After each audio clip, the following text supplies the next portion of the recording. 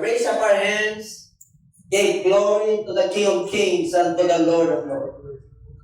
We magnify your name, O God. We bless your holy name. We stand before you, Lord. Hallelujah. With humility, and nothing without you. Forgive us. Hallelujah, our sins. As we forgive those who sin against us. Be with us. Have mercy on us, O God. Without you, we can do nothing. Bless your people, strengthen their faith, and use your servant as an instrument to your glory. Thank you so much in Jesus' name. Amen. Okay? Kayo kayo makakapot. Hallelujah, praise God. The word remain in me. Di ba wag dyan? If you abide in me and my words abide in you, ye shall ask what you will, and it shall be done unto you. Pag ikaw ay mananatili sa akin, paano ka mananatili sa kanya? Ito yun. Pag hindi ka mananampalataya, hindi ka pwede mananatili sa Diyos. Pag hindi ka pinanganak na muli, hindi ka pwede mananatili sa Diyos. Kasi wala kang relasyon sa Diyos eh. You can never relate to God. Kaya yung statement na yan na if you abide in me, ibig sabihin, sa Kanya ka. Anak ka niya. You are not only born by man, a woman, but you are born again. Not only born again, you are born of God. Kasi born again, proseso po yan. Hindi pa natapos yan. Yung born of God, maturity po yan. Kaya sabi niya, if you abide in me, ibig sabihin, talagang sunod ka. Nakakasunod ka. And your words, ibig sabihin, Holy Spirit, at saka yung salita niya, kompleto yan. Yung iba, may salita ng Diyos, hindi naniniwala sa Holy Spirit. Yes. Ang sabi nila, pag tinanggap ko na si Kristo, yung Holy Spirit, nandiyan na rin mo.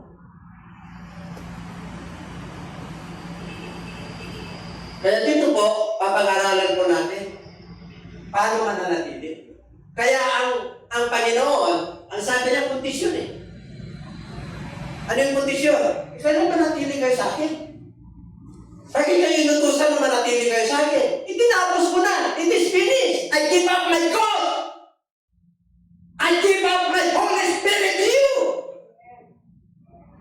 Tinapos ko na sa krus ng Kalbaryo. Ang gawin nyo na lang, sumunod kayo, manatili kayo sa akin. And my words. Kailangan yung Spirito niya, yung Holy Spirit, at saka yung salita niya, pareho. Manampalataya ka na ang Diyos nasa iyo. Kahit na mayroon ka o wala ka, kahit na tinutungo ka o wala ka, kailangan by faith of God ka, hindi lang faith in God. Magkaiba yung faith in God. Magkaiba yung faith of God. Ang faith in God, limitado. No faith, little faith, great faith, and so great faith. Pag sinabi faith of God, ang Diyos ay sumasayo. Ang salita niya ay sumasayo. Busbus ka ng banal na Espiritu. Kaya sabi ng the beginning, God, sino yung God na yun? Espiritu yun. Kaya sabi niya sa Book of John chapter 1, in the beginning was the Word. Sino yung Word na yun? Yung nagsalita. Yung nagsalita, at saka yung nagsalita, yung salita niya na buo sa New Testament. Bumabalis mo yung nagsalita. Bumaba. Sino yung nagsalita? Yung Diyos natin.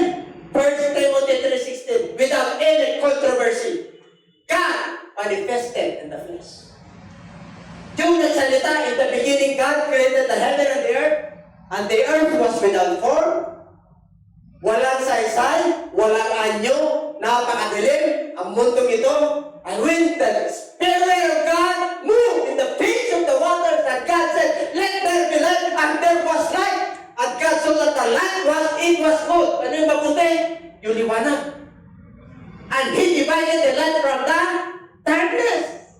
And He called the light day and the darkness night. And the evening and the morning were the first day. Yung nagsalita doon, yun yung salita. Ang New Testament sa John chapter 1, verse 1. Ay matindihan, if you abide in me, sigurado ka na mamumunga ka dyan. And my words is in you. Wala kang katalo-talo. Kaya sabi niya, you ask what you desire, I will give it to you. You bear much fruit. Automatic po yun. John chapter 15 verse 3. You are clean because of the words that I spoke to you. Kayo'y malinis na dahil sa mga salita kong sinasabi sa inyo. Kasi bumaba po yung Diyos eh. Kaya yung salita niya, pag nanali ka roon, malinis ka na. Banal ka na. Amen? Di bumaba eh. Si Kristo bumaba, nangaral. Anong sabi niya sa Book of Matthew? Maraming gusto mga propeta, mga hari, na marinig itong narinig dito. Pero nung panahon nila, hindi dumating. Kaya sabi niya sa kanyang mga alagad, matatalino kayo. Mapalad kayo. Ang ibig sabihin, kasi yung Diyos na bumaba, ito yung nagsasalita para sa inyo.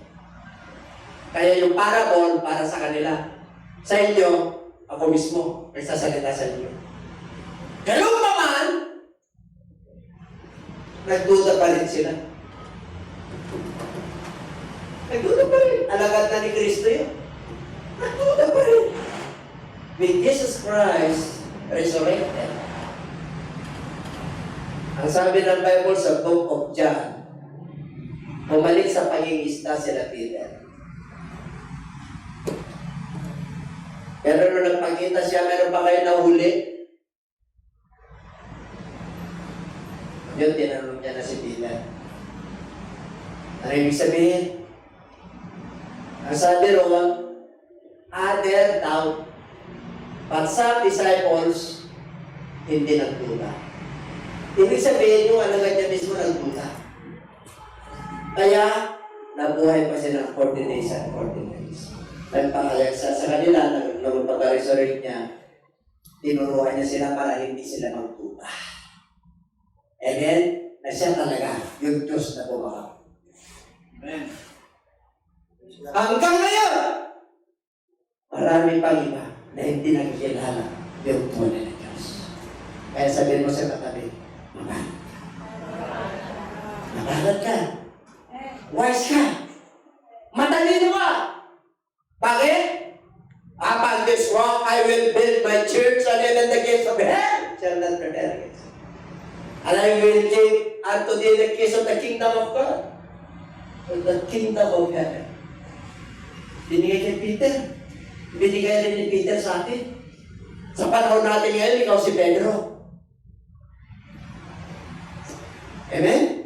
Pag evangelist ka, pag pastor ka, pag teacher ka, pag propeta ka, at apostol ka, the fivefold ministry, ang tindi mo, nasa ibabaw ka na ba ito?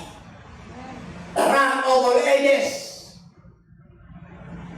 At minsan, yung rock na yan, susubukan ka. Bakit? Mapalat ang sabi ni Kristo, ang hindi natitison sa akin. Kasi nakapasa ka na eh. Nakapasa ka na. Ang tindi mo, mature ka na. Dami na rin. Diba? Palampakan natin ang ating mga iba. Hindi ba kung Psalm 119 verse 2? Forever, O Lord, your word settled in heaven. Panginoong Diyos, magpakailanman ang iyong salita ay tinatag sa langit. Ibig sabihin, ang salita na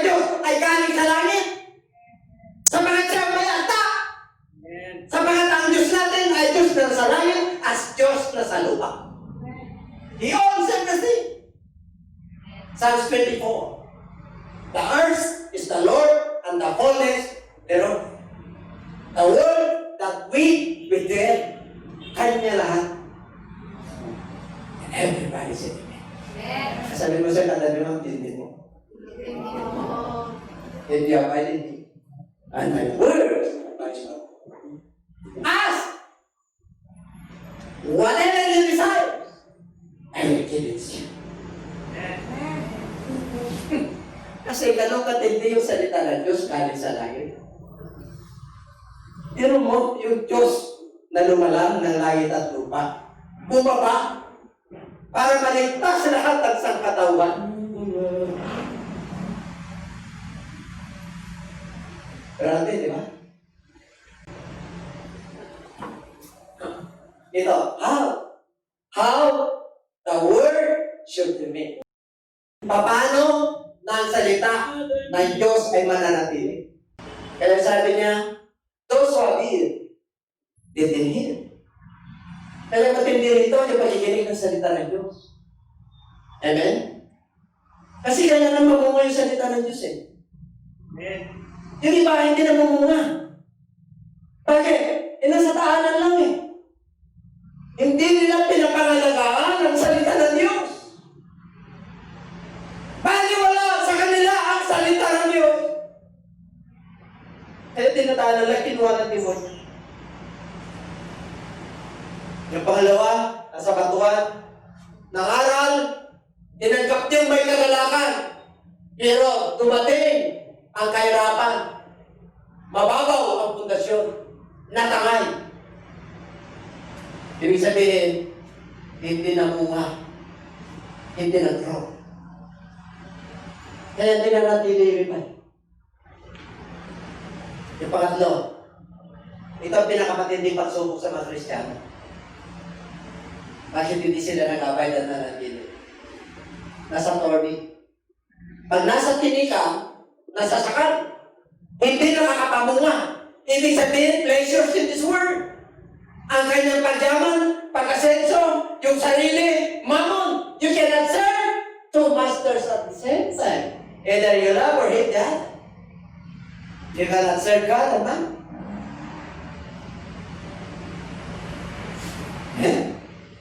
Eh, gusto mo manatili ang Diyos sa'yo, yung Espiritu niya na sa'yo, don't read the Spirit.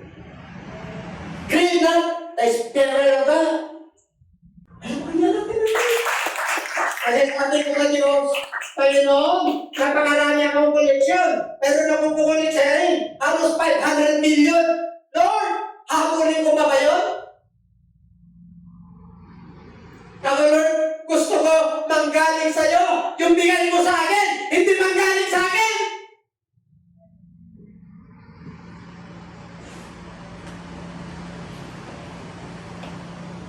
Hindi ako tayo din. Di ba? Kasi pagka kinulik mo yun, hindi ka na makakatulog. So, hindi ka na makakapagano ng revelation na ito, ng fresh revelation. Amen? That there is only one God, that is Jesus Christ. There are many one God believers, that no one can echoing or shouting that Jesus Christ is a Father, that Jesus Christ is the Son, that Jesus Christ is the Holy Spirit. I never heard.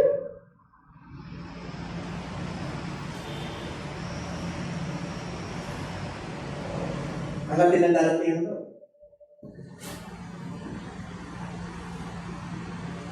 You remember the secret of redeeming the time? Parang fasting natin yun. Redeeming the time. Hindi ko alam kung coincidence to. Ang time niya is 59.59. 1 second na lang para 1 hour. Tama? Ang time ko sa redeeming the time is 59 minutes and 59 seconds. What the Bible tells us, you must compute. Ano yung kukumputin mo? Titignan mo yung panahon, kukumputin mo yung number ng beast, yung darating na Antikristo. You must compute. Yung analysis. Kinumpute ko, 1,000 days, 1,000 years, sa tao ang isang araw sa Diyos. That is the calendar of God. 2020, 1 second is equivalent to 7 years. Hindi ko sinasabi na tama to. No. Pinakompute na sa akin to para ma-inspire ako. Para sa akin lang po yun. 1 second is equivalent to 7 years. From now on, 2020, pandemic, 3.5 years tribulation, after that, rapture. Amen? Hindi ko sinasabi na totoo yun. That's my own opinion. Nagkataon lang na yung preaching ko ng redeeming the time is 59 minutes and 59 seconds. Tinumpit ko parang magiging 1 hour. Ang 1 second is 7 years sa tao. 1 second sa Lord. And everybody say amen. Ang gusto ng Lord para manatili ka sa Kanya, you must feed on the God that produces more crops, 60, 30, and 64, 34 what years let him eat. Ang gusto ng Lord, 100 folds. Ang gusto ng Diyos, tayo po na anak niya, ay dadatnan niya, na tayo po ay nananampalataya, umiibig sa Diyos, wholeheartedly. Ano ibig sabihin? What is the foremost of the greatest commandment? Hear. Ang sabi niya sa Qur'an, those who have ear, kasi in churches, hindi po Revelation, ang mga may pandinig ay dapat makinig. Bakit? Maraming mananampalataya na may pandinig pero hindi nakikinig. Pinapakinggan nila yung gusto nila, yung will nila. Hindi sila nakapokus sa spiritual na bagay. Pag nagsasalita, ang Diyos at may ginagamit siya, mensahero, kinig ka na. Tamanas ka. Parang tumubo ka ng 60, 30, to 100. Palapakan natin ang Lord. Kasi ang paglago, iba lang level. Amen? Siyempre, yung level niya, yung worker, ang makantarte lang, abutin mo yun. Kailangan mo ng humility ron, majority. Hindi mo pwedeng ipantay yung sarili mo sa kanya. Second, 1 Thessalonians chapter 3, verse 2. Ang sabi ron, may sukat, may bahagi. At ipinamahagi ng Diyos sa lahat yun. Ano yung sukat doon? May pinabahagi ng Lord ang sukat ng pananampalataya sa bawat tao. Kaya kung ikaw ay pinayatong ng Diyos ng napakaraming pagpapala, huwag mong tignan yung sarili mo na mas mataas ka sa kanila.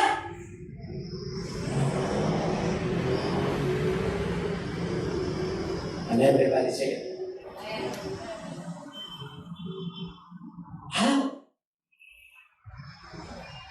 As you have therefore received Christ Jesus the Lord, walk ye in Him.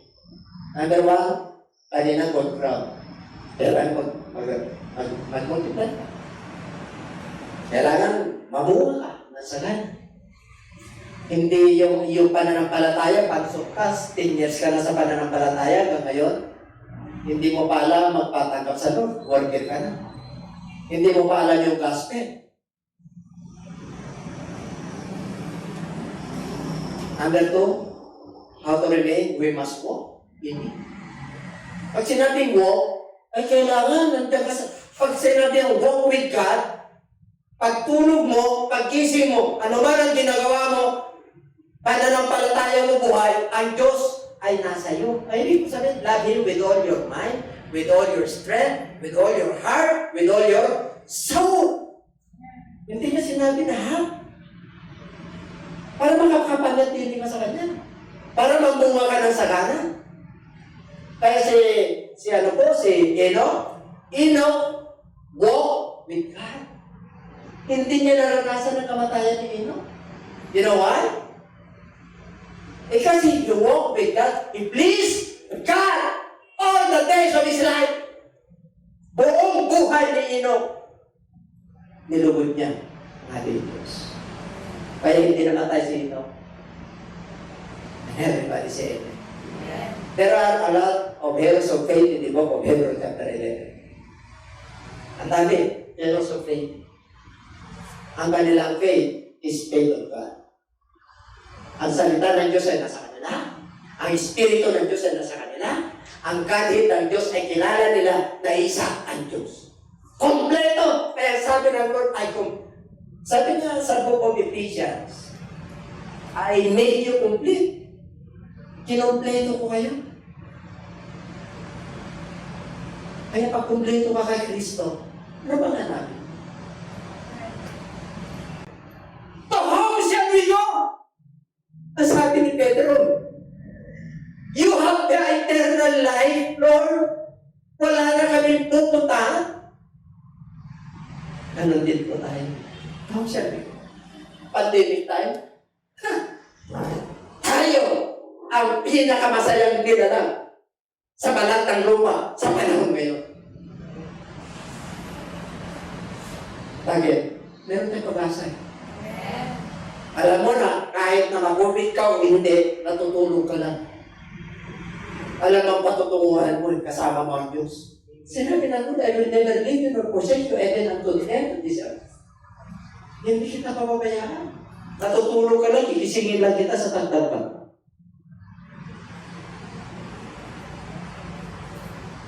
As ye have therefore received Christ, so walk ye in Him, rooted and built up in Him, and established in the faith, as you have been taught, abounding therein with thanksgiving. Sagana ka sa pasasalamat. Bakit? Lumalakad ka sa Kanya, you are rooted. Biro mo. Grabe, you are rooted and built. Biro mo, hinulma ka ng Diyos. Pag sinabi ni Kristo na, if you abide in me, and my words abide in you, kompleto ka na. Whatever you desire, you ask Him, I will give it to you. Bakit? May Holy Spirit ka na. May salita ng Diyos ka pa. Ang Diyos nasa sayo pa. Wala nang katalo-talo. Beware of any spoil now. Abounding thanks. Beware listening among spoiled through philosophy.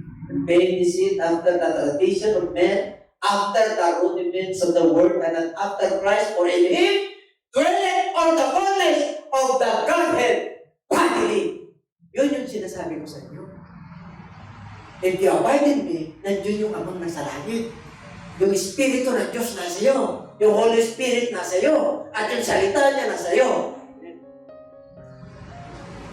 Ano bang gusto mo sabihin? Tapos, communion na tayo. Pagkakapuntos na lang po tayo. Yung presence na lang mo sa maramdaman mo. Sapat-sapat na. Hindi mo maramdaman ang gutom. Ako po, nangihina ilang araw. Pero na akong lagat. Minsan, nalalamig yung katawan ko. Kasi napanaginipan ko yung kapatid ko bago siya kinuha ni Lord eh. Tatlo kami magkakapatid, nasa tungkol. Nagkikitara ako, walang naiwan. Yung dalawa na yung napunta na. Pinahanan ni Lord. Sabi ko, Lord, marami pa akong mission. Kapag pray niya si Misha, marami ang kawarapin mo. Meron kasing guhit ang puso. May guhit po. Ay, hindi yun. Kahit yung mga doktor nagtataka.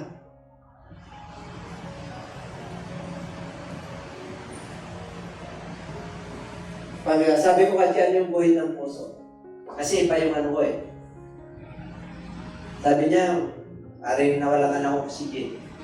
Nawala ka na sa mundo ito. Ano niyo kay Pastor? Year 2000. Tumigas na po ako, 5 minutes. Umiyak na lang, hindi niya ako mabuhat.